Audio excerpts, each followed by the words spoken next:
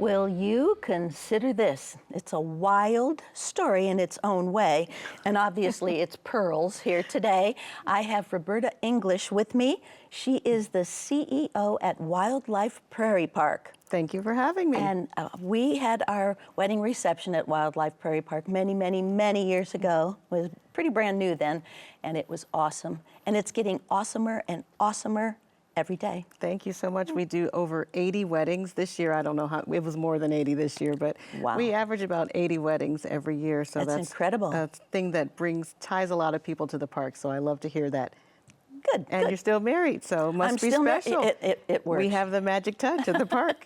Well, it's kind of, there are certain animals who stay together for everything. And that's right. So maybe we're in that category. Yep. Anyway, let's learn about Roberta English. You are not from here. No. Did you know where Peoria was when you were growing up? You're from the south side of Chicago originally. I had heard of it only because of Bradley University. All right. I knew lots of people who went to Bradley to study engineering. That was the thing in the 80s, I remember, people going to Bradley to do engineering.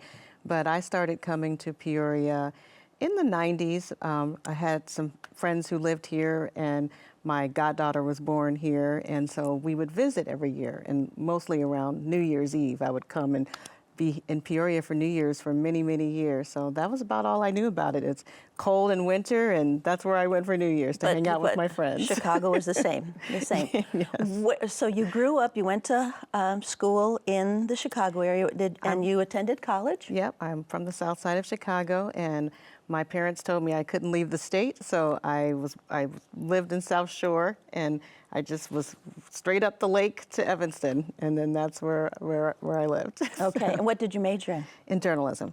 In journalism. Yeah, so I went to Medill, and it was a wonderful time. I've always been a journalist. Became a journalist in high school, actually, and I was just writing professionally, and went to Medill, like, oh, well, what else am I going to do? And it was a great experience, and I was a journalist for a long time.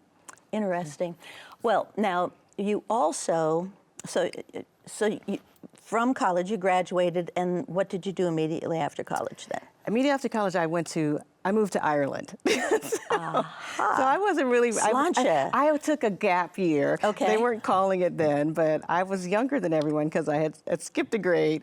And so I was like, well, I'm ahead of myself, so I might as well take some time off. And I hadn't been out of the country ever. We didn't travel growing up, and I was like, well, where can I go? At the time, in college I studied Japanese, and I decided toward the end that I didn't want to go to Japan, so I was like, well, where am I going to go? I went to Ireland. That's a lot different. Yeah.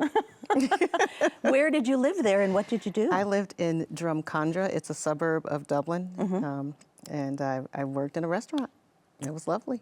So much history in that country. I bet you got to travel a lot. And then did you travel the continent as well? Yes, I loved being there. I stayed there until my work permit ran out, and then I moved to England.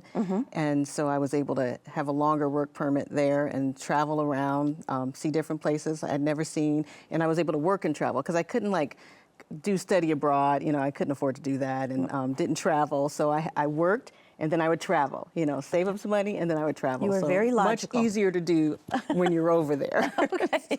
Wow. That's quite a story in itself. That was great. It was great. What was your favorite to see over there? I loved Ireland. I got to see quite a bit of it, and Did you kiss the Blarney Stone, or did oh you yeah, pass? I've done that a bunch of times. Okay. But the most interesting time I had, though, I bought a car when I was over there. I couldn't drive. And you had to drive on the wrong side of the road. Yeah, but except I couldn't drive, so I got someone to ride with me. Oh gosh. And we drove around Britain, but the most interesting times were driving around Wales. It was very remote at that time, so I remember those times the most. Wow. Wow. Yeah. And then, so you did that. That was your gap year. And then what did you do once you came back I came stateside? back, and I got an internship at CNBC in Chicago, in the Chicago Bureau, and then I just got back into news. I worked there for a while, and then I went to grad school, and then was off onto a career in television. So. And where did you work in television then? At CNBC, or? That's where I started as a field producer, and then I was in D.C. field producing for a Dallas TV station. It was like Belo was a big company back in the day, and I was in their bureau, and then I remember a producer, he was like, well, if you ever want to be on air, he was like, they're not going to put you on air. You're in D.C. You're going to have to go do the small market thing. And finally I was like, okay. And I moved to Fort Smith, Arkansas, and that's where I got my first on-air job. And then I worked a bunch of places until I was in Kansas City, and I was working for the Fox affiliate in Kansas City. And that's when I retired from news, was after my second child was born, and I was in Kansas City, and I was like, well, Couldn't do it anymore. I was like, I've had enough of TV now. Enough of TV news, big difference. TV, yes, yes. So now, I'm from the Cleveland area originally, and as I was reading things about you, you were in Beechwood, Ohio. Yes. And were you working in television then? No, I was a stay-at-home mom. Okay. My youngest child was actually born when I was living in Beechwood, because I was there 8 years. And it was a great experience living in the Cleveland area. With all the Cleveland years, I was coming to Peoria, though. You know, even before. For it's like New Year's. For New Year's and then the summertime. So it was like I was always coming back to Central Illinois. I had a lot of family who went to U of I, so I'd be in Champaign, I'd be in Peoria. And I just longed to be in Illinois. And I did, for the life of me, did not understand all these people leaving Illinois when I wanted to get back to Illinois. Yeah. So I was happy when an opportunity came up for my then husband to get us back to Illinois, and we took it. And so who was he with that brought you back? He was with an insurance agency. He bought an insurance agency here, and I didn't care. I said, I just want to get back to Illinois, and I don't care where it is. All right. And it happened to be in And it Peoria. happened to be Peoria. Wow. Yeah. And then what did you do? So you stayed home then for a couple of years? Yeah, I stayed home for quite a while, and then for 8 years. And when I was in Cleveland still, that's when I started, you know, my youngest was in preschool, and I was like, well, you know, what am I going to do? And a friend of mine said, well, I need somebody who can talk to people and do focus groups. So I just wound up at the medical school at Case Western doing research and doing focus groups and doing community involvement, and really kind of creating a way for the medical school and the doctors to find out information about the patients and how to help them and how to be more culturally competent and how to eliminate health disparities. And that's how I ended up in nonprofits, was on doing health disparities research. So it was kind of a Did you do that then strange when you turn of got events. here? No, when I got here, I tried. It's like I wanted to get a job at the Jump Simulation Center was Right. just opening then, and I was like, I'm leaving simulation. Here I am. Here I am. They should hire me, and they didn't. So What were they thinking? so that's how I ended up at Neighborhood House and doing community involvement, and so the rest is history, and I loved it. So you were at Neighborhood House from when to when? I was there 6 years. I went there in 2013. Yeah. And now you're at Wildlife Prairie Park. Yes. So this wild turn of events for your entire adult life, Yes, I have to say. Honestly, being at Wildlife Prairie Park is it's more different than moving to Ireland when you're 18 years old. Tell me that. Tell me about that. Yeah, because I never would have thought. I mean, growing up, I always wanted to travel. You know, everybody does. But growing up, I never thought, oh, I want to work at a wildlife park. I remember my dad used to make us watch Mutual of Omaha, and we watched all these shows. And you would go to zoos and things, right? You'd go to I Lincoln did Park love going Zoo. to zoos. Me and my kids, I always belonged to every zoo because I've lived a lot of places, and we would make we did a spring break one year. We just visited all the zoos in Ohio. That's all we did. I just love those kind of organizations, and I'm a big museum person. I love zoos and museums. So getting a chance to, when Wildlife Prairie Park came open, I was like, okay, that's interesting. And it kind of, I'd gotten so deep into social service, and I loved it. I just kind of forgot all about, you know, the other side of nonprofits, a different way to serve people through nature and through art and through, you know, culture. And so it was an opportunity to go to the other side of Combination nonprofit of life. all those. Yeah, and I love it. So I'm trying to remember, because I was at a function where you were talking. Did somebody say, hey, you need to do this, or this just kind of came about? Pretty much. Okay. My boss, I was her chief operating officer, and she was the CEO, and great mentor of mine. And, you know, one day we were great partners, and it's like the kind of relationship that You only it's just hard dream to of. find. Right. Yes, it's hard to find. And one day, after a meeting, she says, "I think you're ready to run your own ship." Whoa. And I was like, "Okay, let me think about that." Okay. And because I was happy, helping her run that ship at Neighborhood House, and we were doing so much good work, and they still are. And so I started thinking about, okay, ready to run my own ship. So this Let is me maybe find a ship. what I'm supposed to do. And then how did you Yeah. hear about this? I believe you're in Rotary. I'm in Rotary. Right. I am. And so is that how you heard about it? No, or- she told me. Actually, my boss. She said. And she wasn't trying to get rid of you or anything. No, but she just needed you to She grow. was about development, and I'm the same with my team. It's like if I see an opportunity for somebody that's working for me, and it's an opportunity for them to advance, I'm the first person to tell them about. If it's and a I good always try to fit. preface it by, I don't want you to leave because I never do. But if there's an opportunity for somebody else to grow, I mean, what else am I doing this for? I like mentoring people and seeing them grow and develop. I'm not trying to hold on to them until they stay with me forever. Right. That's what I love. I love to see them go on and do other things. That's the part of the job I really like. So you're loyal to them as people. Absolutely. Absolutely. It's the love that. process. It's about the people. I love that. We can, raise money for this or that and do this or that, but it's really about the people. And and she was like that. So that's how, and she was like, Wildlife Prairie Park. And I was like, okay.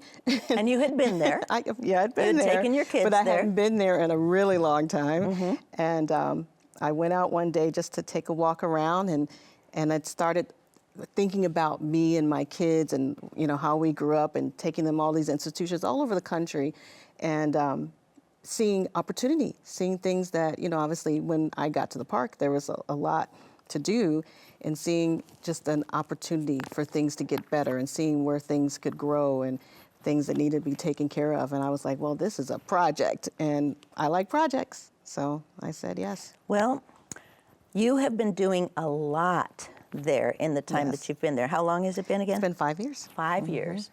And you know how you had met enough people living in town, even though you didn't get to go to Jump, but you know how to make things work. Yes. And you know how to raise money. And in your position, that's what you need. You need Yeah. support. Now, so was it soon after the state was no longer involved with Wildlife Prairie Park that you ended up? It was about 6 years of not being a state park. So Okay. it's been 10 years that we haven't been a state park, to almost 11 years. But that was a struggling time Yeah, it to was- come back from that. It was rough because the state did not invest in the park. And so whatever state funding they were getting, I don't know what they were doing it with, if it was even making it to the park. Right. So bringing it back, thank Well, that God is for Illinois. the people that brought it back Right. to being a nonprofit.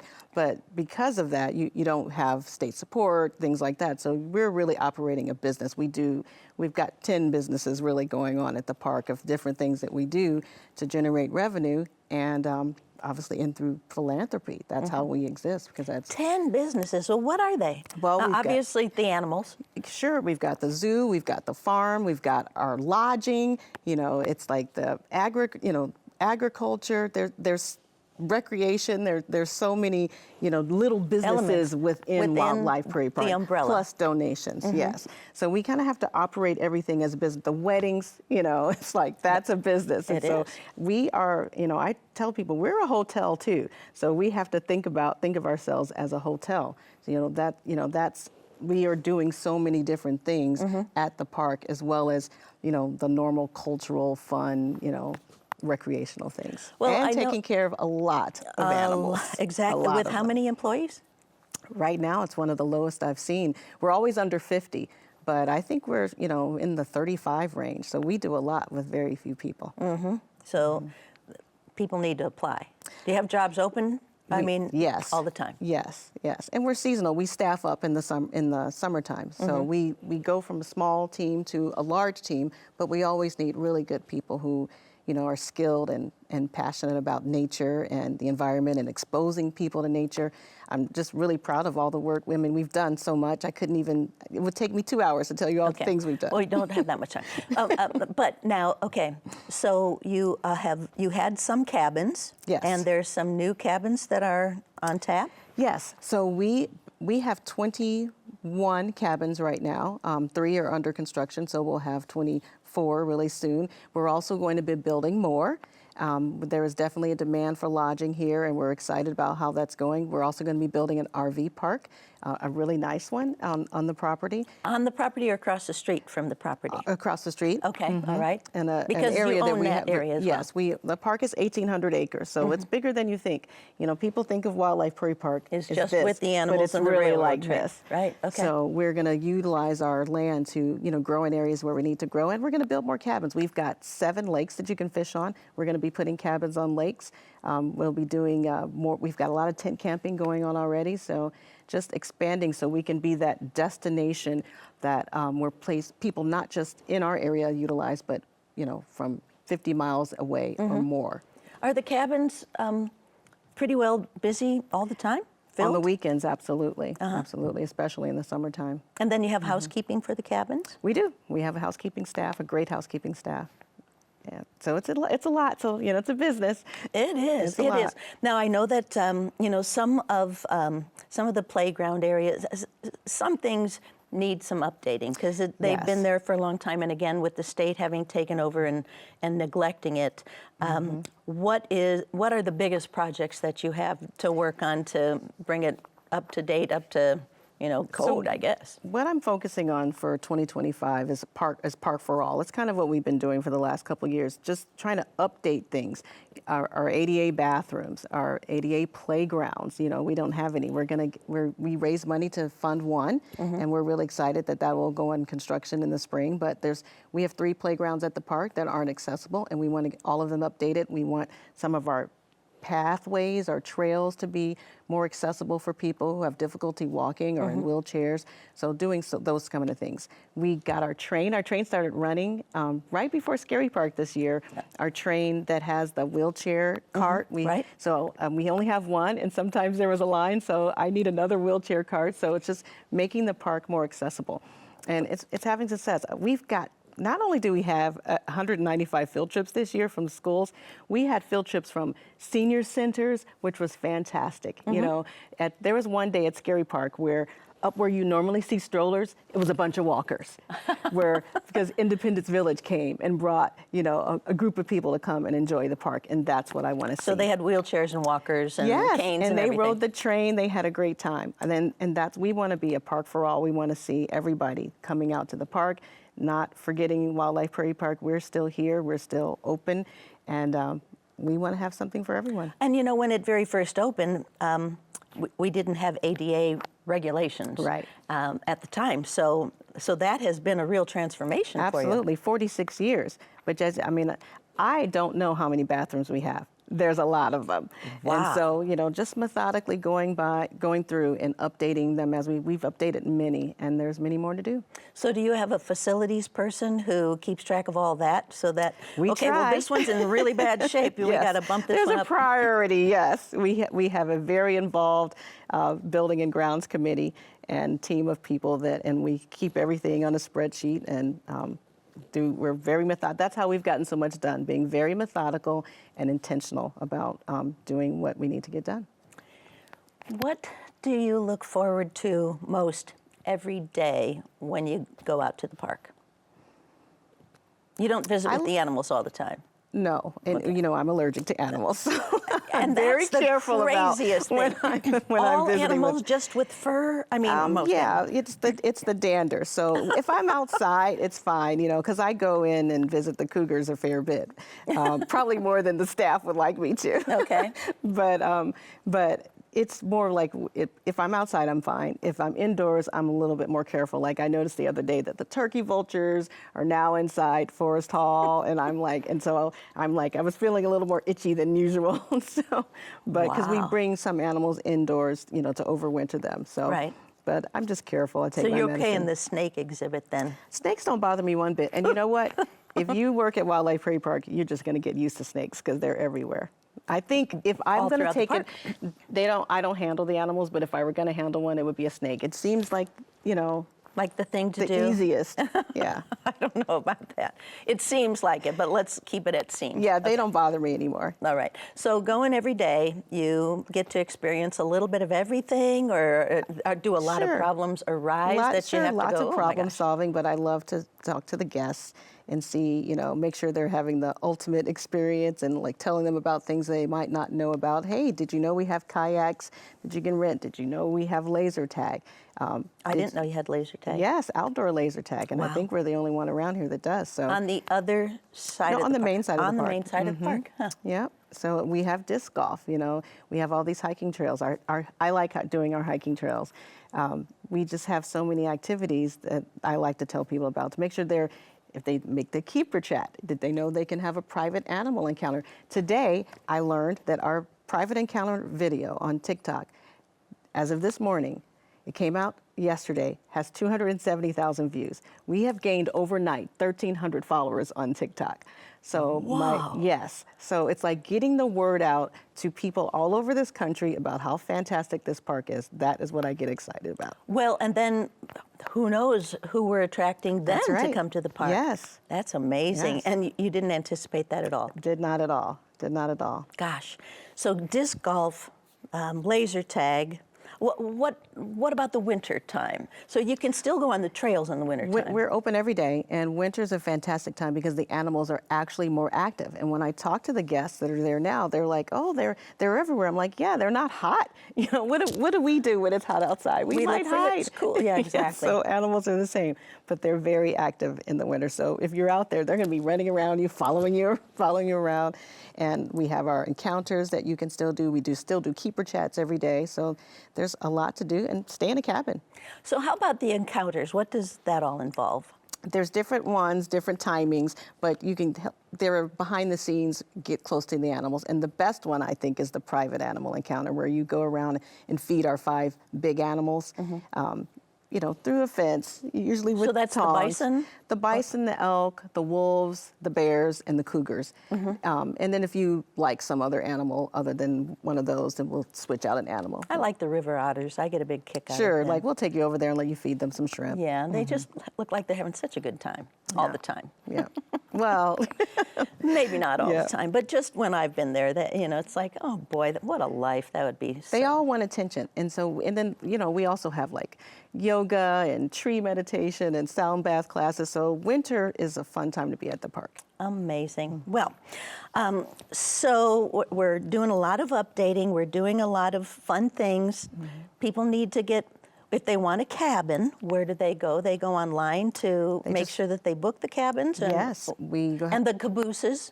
The cabooses are closed in the wintertime. I don't Okay. think you would enjoy that in the winter because okay. they're not insulated. Okay. But the cabooses are probably our most popular units. And how many cabooses are there? There's 4. Okay, all But right. we also have grain bins. There's grain silos. We have little motel-type cabins. We're building a lot more unique cabins. And then we have our luxury cabins. We have private cabin. We have a cabin on the lake. So there's something for everybody. But you just go to our website and click. You want to stay there. The cabins are open, and then is Yes. there ice fishing? We do not allow ice fishing. Because it's too dangerous. Well, in Illinois, at the park now, if it ever gets to 5 inches of ice, Then then go ahead. we'll host an ice fishing opportunity. But it hasn't happened the last couple of years. Okay. So, All right. but that's why it's great to come and walk around. It's not that cold. I mean, look at yesterday. Right now, yeah, but it's tricking us a little bit. All right, so real quick, what's your bucket list? Very quickly. This year, we're going to push into a new capital campaign, raise money to build more things. In the future, we're going to be like Wildlife Prairie Park Resort and Conference Center. That's what I see.